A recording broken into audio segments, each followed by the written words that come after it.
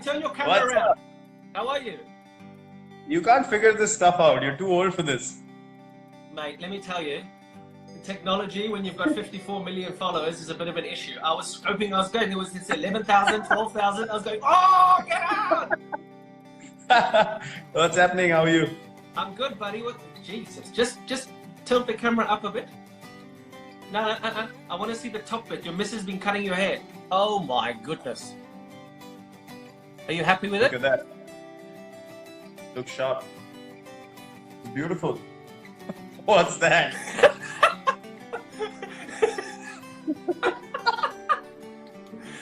That's why I'm wearing a cap. I got some bad. Yeah, I got half an hour of bad Did you stuff. get a hair mowed? I had the lawnmower out. I was just gonna say that. How's the family? We're good, buddy. We're good. Where are you? Are you Mumbai or where are you? Yeah, we're at home. Just trying to get through, man. It's been difficult. It's been intense. You know, all over the world. It's been quite tough. What's been happening in the UK? What's the situation like now?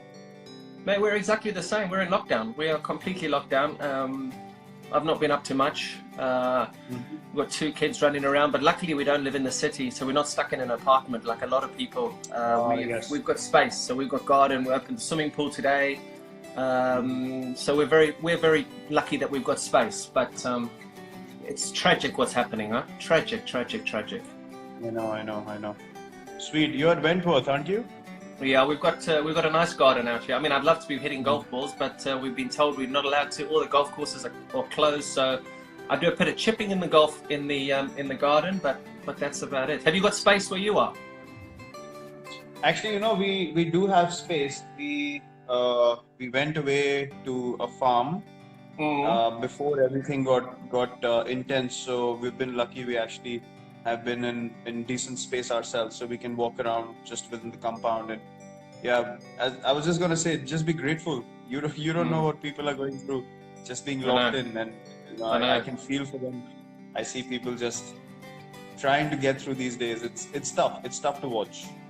But I mean, in terms of you and in terms of your missus, you're obviously incredibly high profile, and you would be on the road now. I mean, I'd be in India now commentating and being on an airplane every day, going from ground to ground. How nice is it though, from a family's perspective, to be able to spend good amount? I suppose I should ask your missus. I shouldn't be asking you this.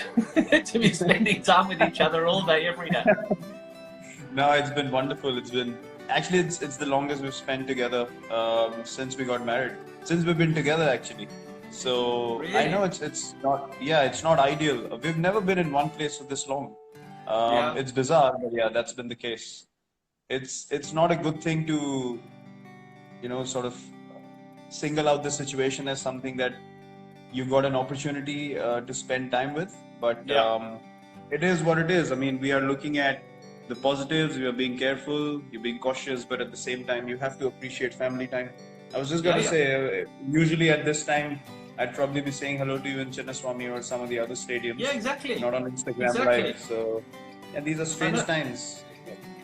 It is, and they say that in the UK it could be, if the public don't behave themselves, it could be a June lockdown. I mean, that's stuck in your houses until June to get rid of the peak of what's happening at the moment. I mean, and you say, at least we have space. A lot of people don't have space, so crikey, I just hope people behave for 3 weeks, 4 weeks, try and just do whatever they can to get through it, and then hopefully we get through the rest of it. What are you missing most about not being able to be footloose and fancy free? Nothing. You're not missing anything? Nothing.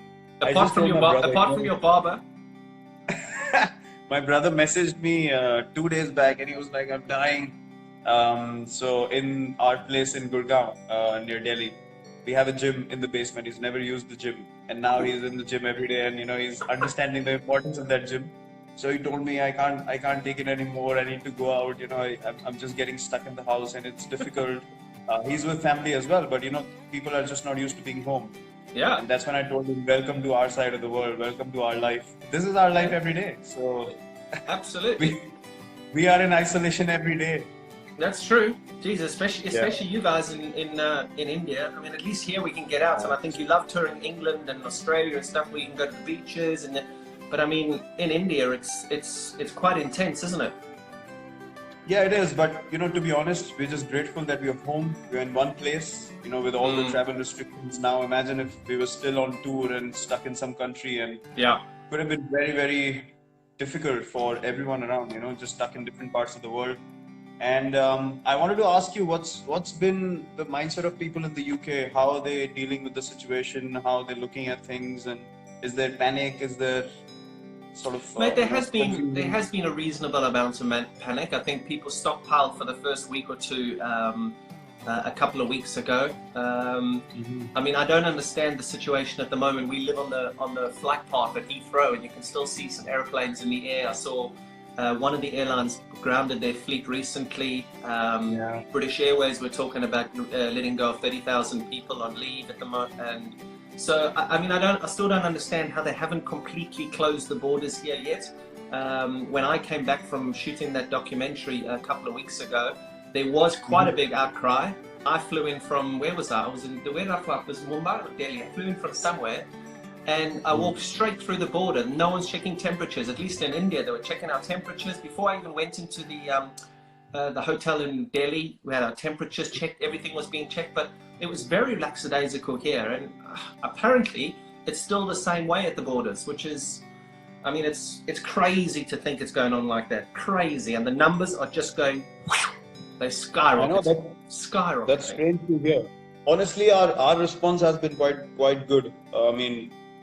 Apart from few people that you would have seen the videos who haven't really respected the guidelines being laid out, and I just don't understand how that happens, because if you're looking to address a larger issue, there's a thing of unity that everyone should have, which unfortunately hasn't been the case with everyone. I think 80% of the people have taken it on board, but still those 20% can be a huge issue going forward. As you said, the spike is immense going into week 3 and 4.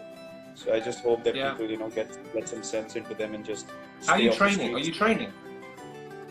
We actually got all our stuff put into a big car, and we got our stuff here. Everything that, because I knew that if this goes on for longer, you still need to be able to train, and so I've got my lifting Olympic bar and plates, and there's a little garden to run around. And Alrighty, man.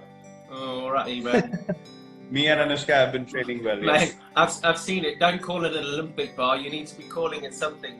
Because the last time I saw legs like yours, they were hanging outside the nest. Little pencil legs. Here they are. Little pencil legs. It helps. It helps when you got big legs like yours, and you still pop a calf muscle. I've never popped my calf in my life. Hey, remember that? It looked like someone had shot me. It was in Pune. I knew I was standing in slips, and I was like, "What the hell just happened to him?" So no use of big legs if you can't run. I'm sorry. This is very true. And what I'm actually going to say now, even to see that, guys, me and Virat are having a conversation here, and I know that there's a lot of people are very interested in this interview. We're just talking as friends. We're talking as buddies, and we're going to go back to 2009 now. We're going to talk about Bangalore, and we're going to have some fun. This is just Virat and I having some fun. This is not for any journalist to take this on one way or another way and to create ridiculous headlines. So please, if you're going to do that, then it's obviously going to finish off any conversations between people who just want to give normal fans some content. So just please respect the conversation. Dude, okay, hold on. Don't worry about this big lecture, because no one's heard you. This is going to go off anyway, so just carry on. Okay, I tried. Yeah, that's good. Listen, RCB. Yeah, go on. Talk to me about the bloke in the middle of the picture that I posted this morning on Instagram. There was a guy that I posted in between, that guy that's perfect and pure and has the most amazing beard, compared to this guy in 2009. Well, I don't recognize him anymore, to be honest. I do. I know you do. Yeah, I know. Good old days, but we had a lot of fun. We had amazing times together. I think right from 2008. You came in 2009, didn't you? Yeah, 2009 was, I think, yeah, that was my first season, yeah. Yeah, 9 and 10 you were with us. Yeah, 2009 is when we really sort of got it going. We really hit off well from day one, and yeah, they were good times. I mean, you obviously came in as the star player, like the big KP, and you know this all over South Africa, brew, bloody hell. Yeah, but it was fun. I remember all those days and playing with Jock and Dale and Mark Boucher as well. And we had Rahul Rahul in our team. We had Anil Kumble, Rahul Dravid, Robin. Dale Steyn. We had a gun team. Yeah. Manish came on board. Manish Pandey got a century in that season. Remember, he got a century there at Centurion Park. Yep. You know what was the most... you remember Jesse Ryder and Rule of Vandermeer? I forgot about those two. Jeez. You cannot forget about both of them in that season. They were the highlight of that whole season. How can you forget both of them? That's true. They were bad news. They were bad news together. Justice. They were a real fun him over. You gave him anything that looked like a bottle of wine, and he just turned it into somebody who was. Oh my goodness. It was. I mean, the yeah, kind that of was things funny. done, I can't really talk about them. Every single time I get asked a question about you, I always refer to the questions, even though you were a bit of a. In 2009, you always sat next to the right players who you wanted to learn from the most. You had a very inquisitive brain when you were sitting next to the Callises, the Kumbles, the Dravid. You just wanted to learn, didn't you? You just wanted to be the best player. Yeah, I mean, it was pretty obvious. I mean, for a youngster, having all of these people around yourself when you came in, you were at the peak of your career, and for me, it was just an opportunity to just absorb as much as I can. If I wanted to go higher and higher, I just had to do it. So, yeah, it was a no-brainer for me. There's different ways you can look at the IPL. Nowadays, there are a lot of youngsters who still ask those questions. I'm not sure of the other teams, but the people that we interact with, the guys in the Indian team, they ask those questions, which are, the right questions. So, yeah, it's basically how you look at things, and I always wanted to just be the best version of myself, and learning from you guys was a no-brainer. Did you think that you would become as good as you've become? Never. I was just talking to my coach the other day, 2 days ago. If someone told me 12 years ago you'll have these numbers after 12 years, I would have told them to get lost. No chance. That's amazing, huh? I mean, just God's been kind. If your mind's in the right place, if you're thinking about the right thing, you have the right kind of vision, and to keep following regardless of all the noise around you, the results follow. If you look at the numbers, you keep striving for the numbers, then the numbers go down, the career goes down, everything is lost. So what are you striving? What do you strive for now? Every time you come out and bat, whether it be for RCB or for India, what are you're just thinking? End game is to win, and how do I win this game? You're not thinking about anything. There's no other clutter. Not at all. Not at all. For me, the most important thing is how can I contribute to make my team win? Because that is what we started playing cricket for. When we were really, very small. So I don't think why that intent should change, why that mindset should change. It hasn't honestly changed with me. There's a lot of things that people try and create in India. They try and cook things up, stir things up. You have experienced that a lot when you were playing as well. So it's basically you just have to block the noise. And whenever I go to bat now, I understand that cricket is a small part of our lives, and I need to be able to make the most of the opportunity that I have in front of me. And I have a larger responsibility now, to be able to maintain this culture of fitness, of taking the team in the right direction. And I mean, you just have to be grateful that you have this opportunity, and you just need to make sure all your energy is in the right place to be able to do that. Where did your nickname Chiku come from? Chiku actually came from, MS has sort of made my nickname famous from behind the stumps. In the stump mics people pick up. They call me Chiku actually like I'm their neighbor or something like that in India. They'll shout out, "Oh, Chiku, once photo please." And I'm like, I have a name. You don't know me, but you can't call me Chiku. Jesus, so when this all finishes, you're going to walk down the street, Chiku!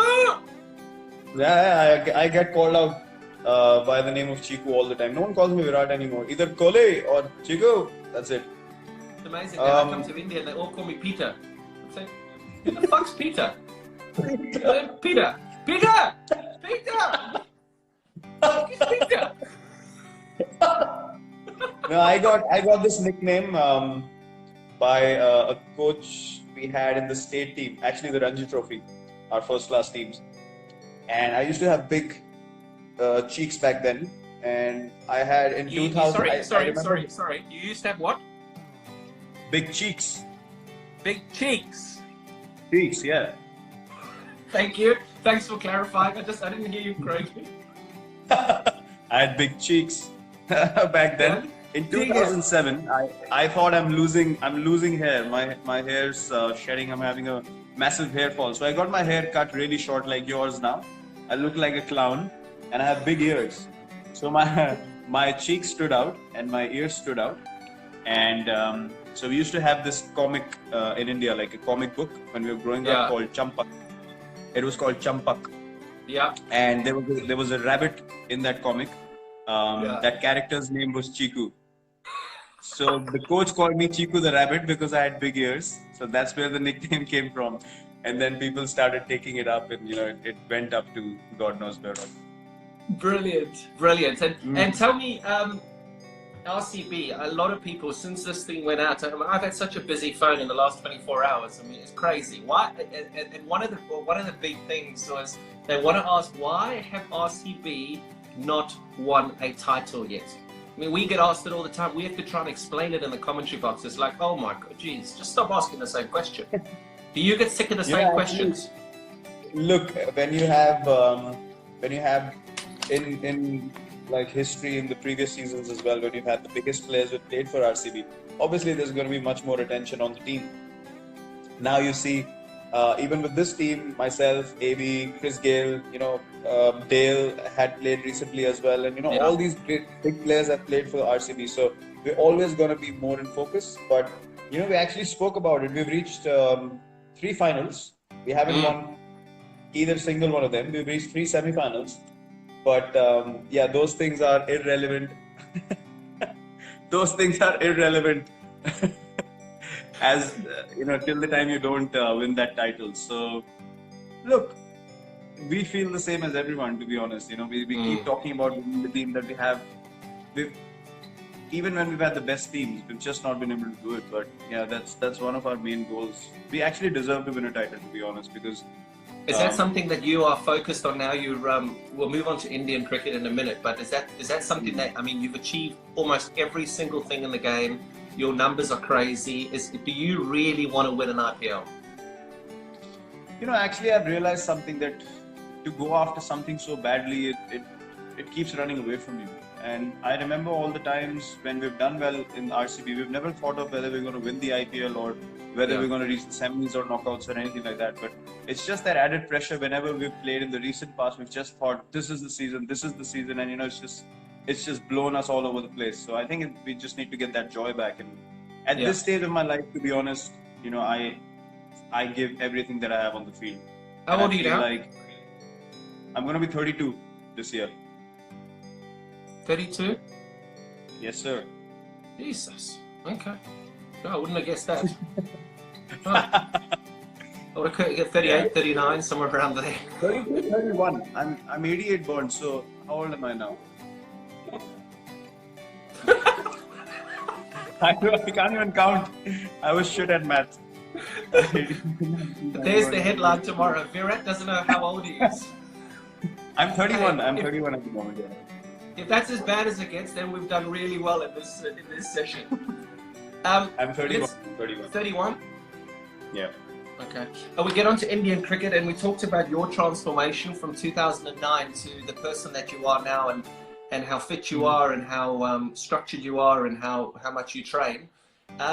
Was that something that you desperately wanted to bring to Indian cricket? I remember playing against India when my first time I played against India was 2006. We toured India after that 2005 Ashes, and there was Tendulkar, Laxman, Dravid, Kumble, Harbhajan, Ajit Agarkar, Zahir Khan, Ashish Nehra. All these guys were playing, and I mean, you'd hit it to extra cover and you'd run 4. Yes, no problem. You just run 4. Whereas now, the team that you've got, you hit it to extra cover, you don't even think about running. Is that something that you've been so focused on and dedicated to bringing to Indian cricket, that strive to make sure that in the field, we're the best?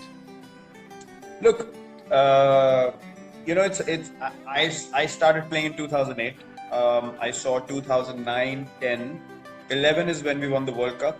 When you played that shit shot and we drew the game in Bangalore.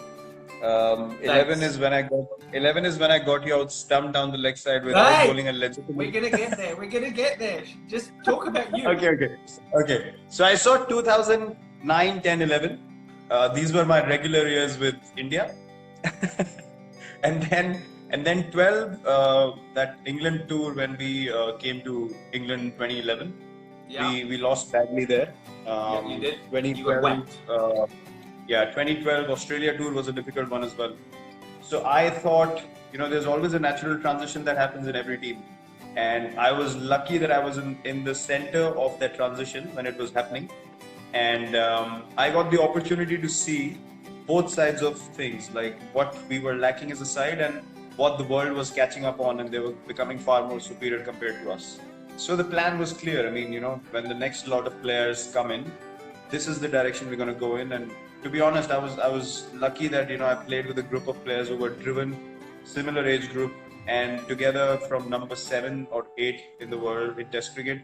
For 3 years now, we've been number 1. So it's been quite an astonishing journey. You know, it's quite unbelievable, to be honest, because we had no experience and we beat everyone, most places. You know, we competed everywhere we went in the world, and it's just that to be able to come to the top of world cricket again has been a great journey. But then again, it gave us a vision, a goal to achieve, and all our focus was towards that. And with the IPL, you see a lot of teams that come to India now, and they're a lot more competitive. I remember we came to India and actually beat India in 2011, 2012, and that's because a lot of us actually feel at home in India as foreigners. True. India have an issue traveling abroad. They have a real issue traveling abroad. What do you think the biggest issue for you guys is traveling abroad? I'm talking results. Now, to be honest, you know, before when we used to tour, it used to happen sporadically. Like we would come to England every 3 or 4 years, and in between there was nothing. But India, you guys would come every year for the IPL and get used to the conditions and so on and so forth. But now, when there's so much cricket happening, we don't feel any conditions are alien, to be honest. Now, I feel like now traveling to other countries and playing at home is a level field. Anyone can beat anyone anywhere. Because we're playing each other so much in different conditions all the time. Australia, I remember we went to Australia for a whole tour, and then suddenly 3 weeks after that, they were in India playing ODIs against us. Yeah. That would never happen before. So now it's not a question of whether we know the conditions or not. It's all about the mindset, the fatigue, whether you play too much cricket, whether you're ready mentally, physically or not. So I think those are the challenges now. Now we don't feel like any condition is sort of alien to us, and that I think is the most exciting part. Do you feel like you play too much? I remember in my career, I was having huge arguments and disagreements with the ECB because of my schedule, and all I wanted the ECB to manage was my schedule, because I was playing every T20 game, every one-day international, every test match cricket, and I didn't want to miss out on the IPL, which is what guys don't miss out on now. Do you feel like you play too much cricket? Look, I've been taking breaks. Honestly, I felt like last 2-3 seasons I was doing too much, so I started taking breaks every now and then, T20 matches here and there, maybe a ODI series here and there, because I didn't want to miss any Test cricket, to be honest. And T20 cricket in between, I just felt like there were too many games that had no relevance, and I'd spoken about it in the press as well quite a few times, that you just can't have matches where you have zero sort of motivation or energy, and I don't like to play like that. Yeah. But I've just thought about it. I've been playing 3 formats for 9 years now, including the IPL, along with captaincy for 6 years. So it's not easy. It's not easy. No. But I'll see. I said 2-3 years more, I think, till the next World Cup. I'm gonna give it all and then figure out where I stand, which format, what not, all those questions later. And obviously one of the biggest changes that you've made, and I know that, I mean, I campaign for wildlife all the time, and the thing that people hammer me the most about is eating meat. Now, Mm. you're vegetarian, you made that decision because believe me, in 2009, 2010, when we hung out, you weren't a vegetarian. you're now, No, no. you're now a vegetarian. I wasn't a vegetarian till 2018 when we actually came to England. I left eating meat just before the Test series started, and Why? I'd been thinking about it. I'll tell you the real reason. I mean, people use different kinds of reasons and they try and figure out themselves. So in 2018, when we went to South Africa, I got a cervical spine issue while playing a Test match. You got at what? Centurion. A cervical spine issue. One of the discs in my cervical spine, they bulged out, and it compressed a nerve which was running straight till the little finger of my right hand. So it gave me a tingling sensation. I could barely feel my little finger on the right hand. Wow. I couldn't sleep at night. Yeah, it was hurting like mad. I couldn't sleep at night, and then I got my test done, and my stomach was too acidic. So my body was creating too much uric acid. My body was too acidic. So what was happening was, even though I was taking calcium, magnesium, everything, one tablet was not sufficient for my body to function properly. So my stomach started pulling calcium from my bones, and my bones got weaker, and that's why I got this issue. So that's why I stopped eating meat completely in the middle of the England tour to cut down that uric acid and the acidity in my body. And then I've never felt better in my life, to be honest. I felt amazing. It's almost been 2 years now, and it's the best decision I've taken in my life. Really? It's amazing. I mean, you look amazing, and I mean, I've tried that now. So I've seen all this, and I watched that film, that Game Changers or whatever, that film. I think you were part of that film.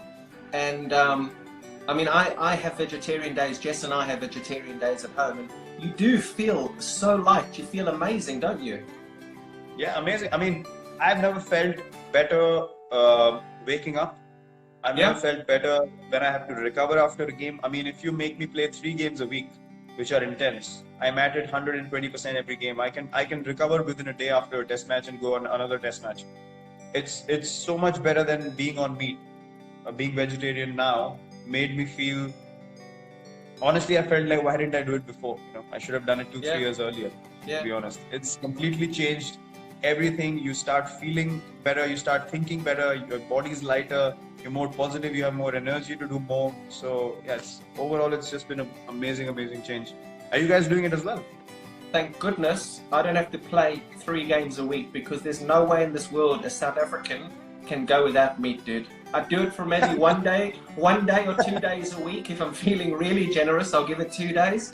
But there's no ways. I just can't do it. I mean, I got a beautiful barbecue out here. I mean, as much as I would love to, as much as you're trying to sell a great story, it just, I mean, and I do feel great. And that movie, mate, that Game Changers film that I watched, it really does paint a really good picture. But I just couldn't do it, mate. Couldn't do it. No way. Yeah, but you talk about that ability to be able to turn on every single day. I was running on a treadmill in geez, I don't know where it was, and MS came and jumped on the treadmill next to me. And first of all, to see MS in the gym at that stage, I was like, oh, Jesus, what are you doing in here? And we started talking about you and started talking about your leadership, because at the time that he was just starting to finish in that. And he said one of the things that he said that would interest him would be whether or not you would be able to maintain that energy on the field, that excitement on the field, that aggressive leadership on the field. And I said to him, I said, Jesus, I said, surely you cannot love cricket that much that you want to just start swinging punches every time you walk out onto the field. and you've done it. Why is it because of your diet, or is it because of what's in between your ears? Not that there's much there. What is it? Yeah, there's a bit of crazy up here as well. I wouldn't deny it. I know. But look, as I said, I mean, I know, and you can ask MS that as well. When I played under MS, I was in his ears every over. Maybe we can do this. Maybe we can do that. If there was a time where you had to field on the boundary, I would run from long on to long on. I wanted to be in the right place at the right time. Even now, even if I'm captain or not, I don't think standing on the field I need to behave myself because I'm captain. I need to be able to enjoy the game first and think about strategy and all that later, because that is who I am. So I cannot play any other way. I will give 120% every ball. And I made a promise to myself, the day I stop feeling like I can do it, I'll stop playing. I want to be able to play till the time I play the way I play right now, with the same intensity. So we're going to have to keep talking over the next few years about how you want us to jump in a UFC ring every time you up on a cricket field. I just like to get it going. I was going to swear a little bit, but I'll stop. That's what my teammates and bowlers say as well. They say, you celebrate more than us when we take a wicket. I mean, I said, I can't control myself. It's a good thing. It's a good thing, yeah. I spoke to Robbie last week. And we were talking about sledging and we were talking about aggression on the field, and he said, well, we do have a fairly aggressive leader. And I just started pissing myself. I was like, oh yes, just very... I mean, that helps.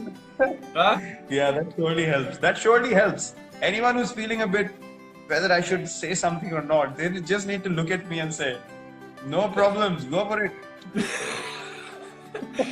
But clearly you love the dudes off the field, and you just get into that. It's called white line fever, isn't it? Where you get over that white line, and I know there's millions of people who are going to watch this and are seeing this. You just have the white line fever where you will just do anything within the rules to win the game for India. It's simple. Yep, absolutely. And look, I've known you for a lot of years now.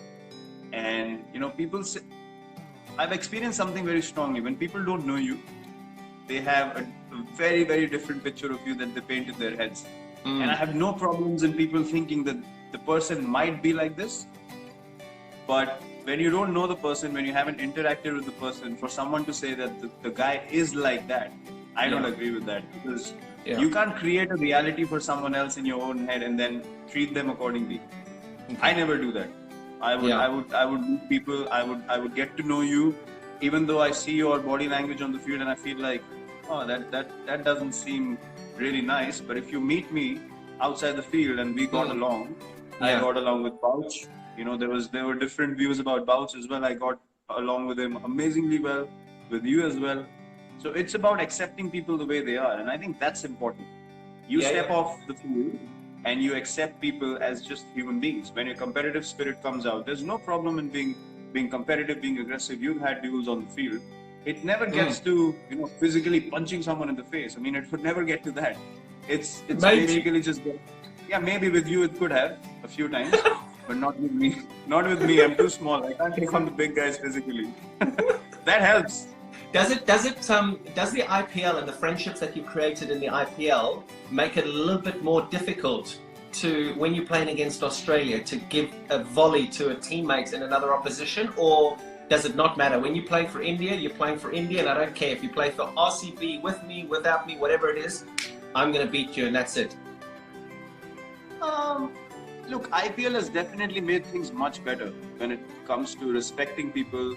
Especially when you get to know someone, you don't feel internally. I mean, I played against AB. Never in my dreams will I think of sledging AB. It just won't come to me naturally. Yeah. I would just say, okay, if an opportunity comes to me, I'm trying to take that opportunity with both my hands any day of the week. I want to get him out, but I won't get into his face in a way that, it can spoil our friendship, our relationship. Because you understand at the end of the day, those things last you longer in life. So whoever you get to know, obviously, it's a mutual respect. Both ways, the line is not crossed. But otherwise, we're always looking for something spicy to get into the zone eventually, because you want to be at your best. And if that's what gets you, why not? What's been your most fun innings? I'm not going to ask you what's been your best innings. What's been your most fun innings? Because I actually got asked this in an interview a couple of months ago. I was doing something and I said, what's been your most fun innings? And I was like, shit, I've never been asked this before. It's always, what's your best innings? What had the most impact? What's been the most fun? The one where you just got, that was so much fun. It's just like, Jesus, I just got there and I just went bang, bang, bang, bang. Do you have any? It's a tough question, isn't it? Yeah, I do have one. It was against Kings 11 in the IPL. It was, I think, a 13 a 14 over game or 15 over game, and I got 112 overs. I remember. And yeah, so that was one of the days where I felt like, geez, I'm just connecting everything, and you just felt like you couldn't get out. And I've never felt like that before. Just to be able to hit every ball and not have that fear of getting out, it was amazing. So that has been my most fun innings. What about you? And talking, mate, it was such a long time ago. Huh? Do you remember? No, I'm sure you don't remember any of your innings after I got you out. I was going to talk about your bowling there, but the one before I get to your beautiful length that you used to bowl and that very traditional action. Excellent. What you talk about fear, and there'll be a lot of youngsters watching this, and people say, "Oh, play without fear. Don't worry about the consequences." For youngsters watching this, in your position, walking out to bat, now you're lucky. You've made it in the game. You're the best that's playing at the moment. Your numbers are fantastic. At the start of your career, or in the middle of your career, even now, what's been your lowest? The lowest you've been? What's the lowest you've been in your career? I think the lowest point in my career was England tour in 2014, where that's one phase where I felt like, when as a batsman, you're going to get out in the morning when you wake up. That was the time I felt like that there's no chance I'm getting runs. Really? And yeah, to be able and still to get out of bed and just get dressed for the game and to go out there to go through that knowing that you will fail was something that just ate me up. It just demolished me completely. And I promised myself I'm never going to allow myself to feel like that ever again in life. But that was the lowest point and that happened for all the younger guys listening to think right in the game. That happened because I was too focused on doing well from a personal point of view. I wanted to get run. I could never think of what does the team want me to do in this situation. I just got too engulfed with England tour. If I perform here, Test cricket, in my mind, I'm going to feel established and all that crap on the outside, which was not important at all. It just ate me up. I just kept going into a downward spiral, and I just couldn't get out of it. Horrible. And technique-wise, is it all about just making sure that you prepare well? I talk about training well, making sure that the day before you don't leave any stone unturned, so that whatever happens in the bright lights just happens, but you've got to be able to practice well. Is that right? Yeah, that's true. But when you're playing so many games now, and me and AB have spoken about this quite a bit, we don't come to every session and we don't bat for long periods anymore. So if I have 2 sessions of batting and I go to the first one and the first one's precise, I would take the next day off, relax, make sure I'm physically right and good to go 120%. I would not go to the ground just for the sake of it. If I'm not getting anything out of that practice session, I will not go to the stadium anymore. So that's obviously a gradual change, but at the start of my career, I wanted to learn, I wanted to see as much as I could. I wanted to observe other people, and that was a different kind of preparation back then. But now it's become sort of different. And I think technique also, it's everything's mental. I mean, you've played in a time where you were walking and hitting fast bowlers. Coaches don't teach you that. So it's innovation, it's staying ahead of the opponent, it's thinking one step ahead of the opponent, and these things, if you're aware, if you're thinking about how to win the game for your team, these things come to you. If you're too personal in your approach, you're too self-centered, you're thinking only about yourself, then you're just looking for ways to get out eventually, because people are going to find you out. You're not getting out of your comfort zone because you don't want to fail. So this is a gradual sort of transition that happens over the years. But as a youngster, I was at every practice session. I was in there. I just wanted to be watching people, observing, asking questions. I think conversations are the most important thing for any cricketer. Yeah, you say I used to run at batters, and they don't coach that. They also don't coach the switch hit, something that you can't do. So at least there's something I can do that you can't do. Yeah, I know. And something that you will never be able to do, and I did, which was to get you out. that's where we're moving on to now. I just want to tell every single person watching this that I mean, I would love to show you our WhatsApps. He's mentioned about 75,000 times in the last 3 or 4 days since we said we'd do this interview. When can I talk about how I got you out? When can I? And I can't remember. You can't remember? I don't know exactly. I think it was Southampton T20, if I'm not wrong. Stumped down the next side. It was your famous one-leg flick where you took your back leg off the crease and MS got you stumped. And by the way, I'm the only bowler in cricket history. Know this. I'm the only bowler in the history of cricket to get a wicket in international cricket without bowling a legitimate delivery, and you were the batsman. I got you stumped on a wide ball. It was 0 balls, 1 wide, 1 wicket. No one's done that. No one.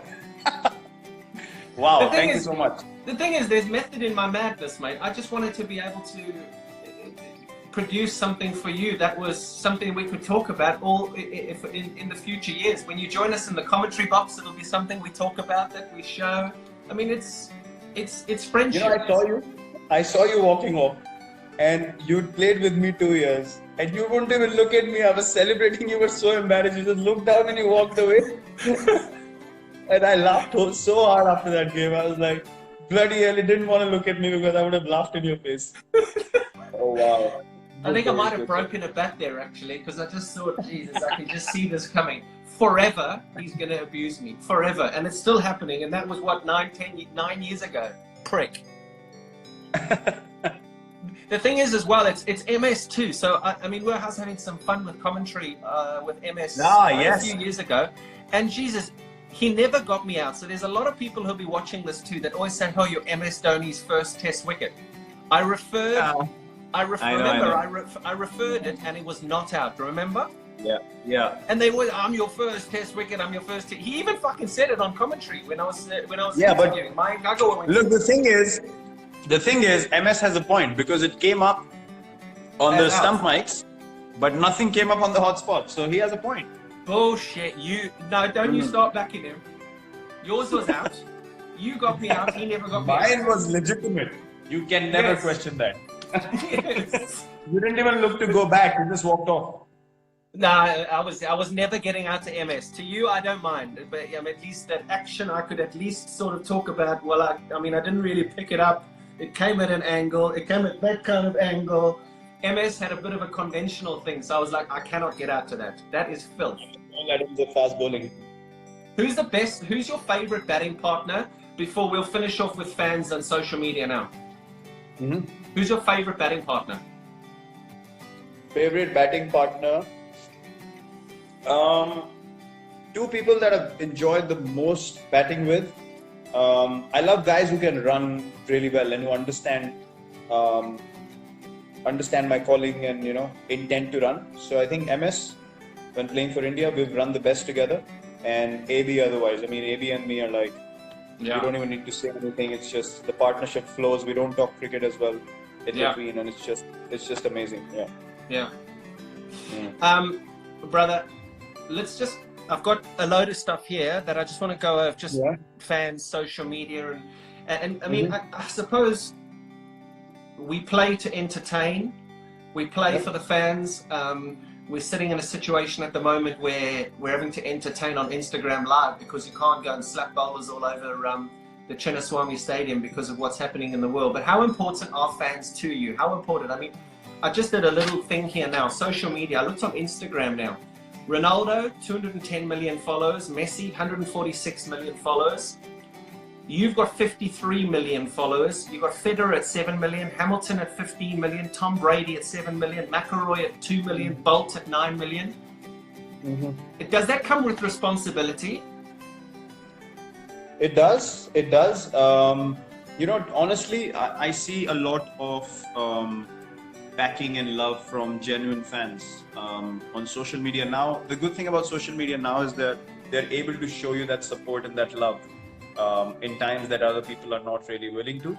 So I think I felt this over the years that, the number of people that like you and that appreciate what you do, their intent, their energy, it really motivates you and it pushes you in the right direction, to be honest. Because without their contribution, without their energy and them wishing well for you, you wouldn't be able to do what you're doing on a daily basis. There's no chance to be able to get this motivation every day. You walk into a stadium, people are just shouting your name, 30, 40,000 of them. You just get into a zone. There's no denying that. So I mean, these are things that you can't replicate anywhere else, and I absolutely have total respect for that. You know, fans that genuinely love the game, genuinely love what you do, and they respect good and bad equally. Hats off to them, honestly. Big respect. I tell you something, you talk about the fans going crazy. I mean, when you walk on the field anywhere in India or wherever, I mean, it's chaos. And I remember playing with Tendulkar, with Sehwag, with Yuvi and MS, and it being exactly the same way. One thing I will tell you is that when that happens now and you say you get into the zone, just appreciate it, because if I think there's one thing that I miss, I remember playing all those days and you walk onto the field. I remember just playing at the Ferocia Kotler for Delhi and having that one bumper season, and for the rest of the time it was just like every time I walked out, KP, like you've got to just, you really have got to just, you've almost got to just bottle it up and just remember it, because dude, those are the best days of your life when people are going crazy like that. Absolutely, I totally agree with you. I think these are things that one needs to appreciate. We are a bunch of the lucky few that get to experience this. Yeah. Even today, with, you know, you speak about difficult times now, and you understand that the kind of place you are in right now, you said you have space to move around, you have a garden, you have a pool. I see the current situation where people don't have jobs, you know, they're struggling on a daily basis. Yeah. You can't have any other feeling than to be grateful. Just have the most amount of gratitude you can, because God has put us in a place where we don't have to go through those moments. And if in this place as well we sit down and complain about things, I don't think that that's fair. So you know, just looking at what's happening all over the world, it just makes you feel, you know, where was I really heading? Which direction does my life really want to go in? And I think this time will really make us all reflect on it. So yeah, this is indeed a blessing that we have. I'm going to finish off now. We're going to finish off just with some fans' questions. I went through a load of them. There's about 5 or 6 here, and then I just want one other thing, and then you're done and dusted. You can go back to sweeping the floor and mopping mopping your bathroom. Ronaldo or Messi? Ronaldo. Why? Work ethic, drive, passion, all the crap, noise on the outside, deflect it, move ahead, know what you need to do, and just get done. Will you shave your beard off? No, never. Why? Chico! No, I don't have cheeks anymore, but Chico! You know, I look horrible without a beard, so I would never have shaved it off. Never. Favorite destination to go with your missus? No cricket. Favorite destination? No cricket. Queenstown. We went the year before we went to New Zealand. Last year, 2019. Queenstown, hands down #1, and then wildlife safari in South Africa. We need to come to your lodge next. Yeah, well, let's hope we get some time. It's crazy there. I mean, it's amazing, that whole tourism industry, the whole travel industry. I mean, there in Kaziranga, where I was a couple of weeks ago, that's completely shut down for tourism. And then South Africa is completely shut for tourism. And goodness, and so many of my mates there now. I mean, we've had to close our lodge. We've had to, when we're looking after our staff and making sure that they've got 100% pay, because they are just amazing. But geez, it's a sad situation. But you'll do that. You guys will get out there for sure. Favorite cricketing memory? Actually, coincidentally, you've just called me on the day that we won the World Cup, so that has to be the favorite cricketing memory for me. Was that 2011? Yeah, today. Really? Okay. What a day to call, KP! And I'll only like this one if you answer it the right way. Now be very careful how you answer this, because this could end badly for you. Your favorite commentator? My favorite commentator is... It's easy.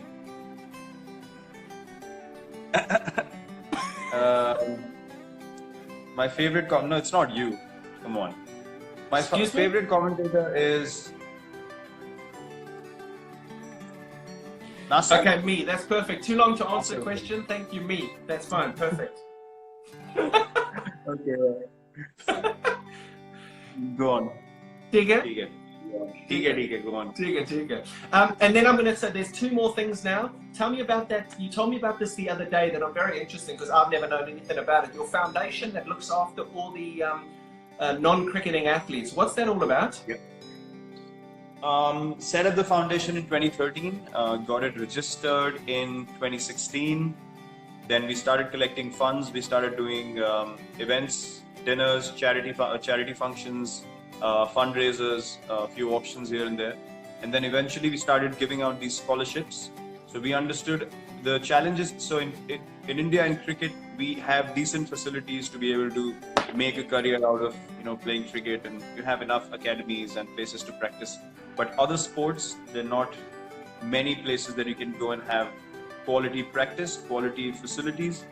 So we wanted to identify for sport in general in the country, who are these people? And we have a panel of elite sports people who have played for the country, represented in different sports over the years. So they select people, they track their progress, young kids, 14, 15, 16, who have potential to eventually go on and become world-class athletes, maybe Olympic medal winners or something like that as well. So we take care of their progress. We provide nutrition. We have a few tie-ups with hospitals, nutrition companies. We provide coaches to them as well. We provide counseling as well through these experts that I mentioned. So yeah, we track their progress, and all over India. Sorry. All over India. All over India, yeah. All sports. Wow. So we obviously track their performance. Anyone who's doing really well and we feel like they don't have the right kind of facilities, we just pull them out, bring them into the program, and just give them a scholarship where we say, we're going to take care of you, we're going to send you to tournaments, take care of your travel, nutrition, you don't need to worry about anything. So we just give them an opportunity, a platform, and a chance. Amazing, well done, mate. Well done. The last, I actually thought there's one more thing, but there's one other thing. Golf. Am I going to get you into the game of golf? Never. Why? What's wrong with you? Because you haven't played golf with me. I played golf with Boucher, Callis, Dale in 2008. We went to a golf course in Bangalore, and I just couldn't keep my legs in place. I just kept hitting everything over covers because I would clear my leg and slog it like we do in cricket. And they said, you got to fetch the ball and play it again. I was like, no way, I'm playing this sport again. They bloody sent me into the bushes 3 times. I was like, thank you. Take your golf club, I'm going in. Your missus has just put a message up there, chalo, dinner time. So I'm going to ask you one more question.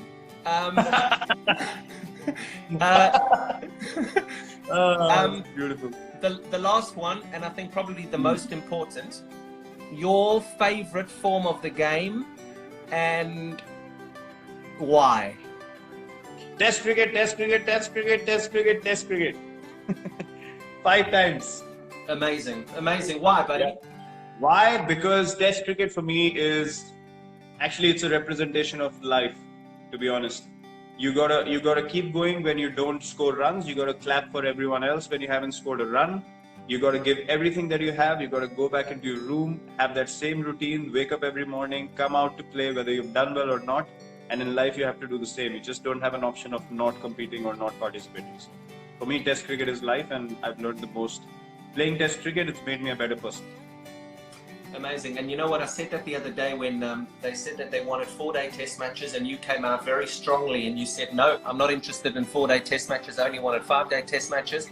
They try to get me to do something quite lengthy in a debate show.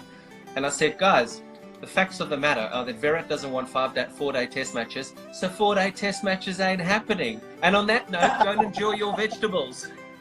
Have a banana. Cheers. I love you, brother. Cheers, KP. Thanks. Good to see you. Bye, buddy. Bye, mate. Bye. Cheers. Bye.